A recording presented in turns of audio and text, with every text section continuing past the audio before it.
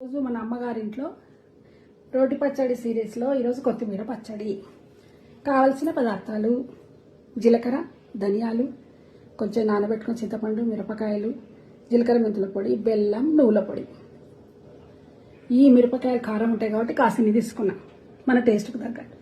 కొత్తిమీర ఏం చేసినంటే కడిగేసి ఈ కాడలు ఉంటాయి, ఆ కాడలు పడేయకుండా ఈ కాడలన్నీ తీసి ఉంచుకున్నా. మిగతా కొత్తిమీర కూడా వేసుకున్నా. అన్నీ కలిపి పోపు వేసుకోవడమే. పచ్చిమిరపకాయలు, ఇంగువ.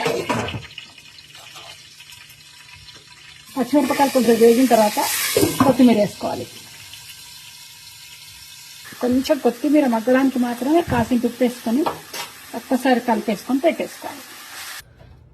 మొత్తానికి మగ్గిపోయింది కొత్తిమీర. ఇంకొక 2 minutes.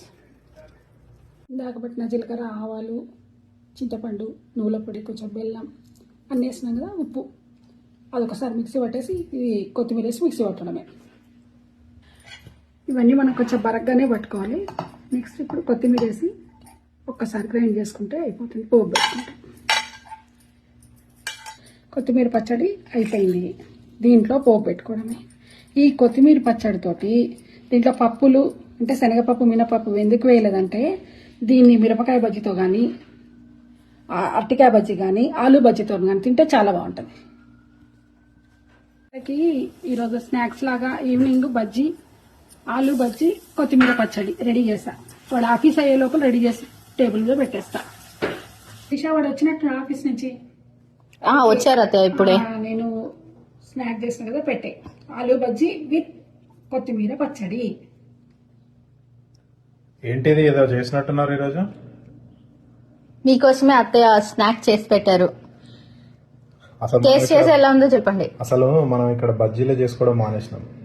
ఈ ఆయిల్ ఫ్రైయింగ్ ఇవంతా. థాంక్స్ మమ్మీ, చాలా రోజుల నుంచి తిందాం అనుకుంటున్నాను. కొత్తిమీర పచ్చడి అందుకొని తినాలి, బాగుంటుంది.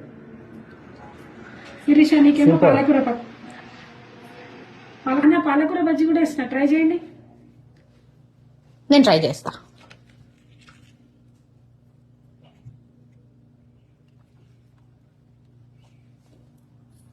బజ్జీ, పాలకూర బజ్జీ, ఆలు బజ్జీ చాలా క్రిస్పీగా సూపర్ యమ్మీ టేస్ట్ ఉన్నాయి అత్తయ్య. Thank you.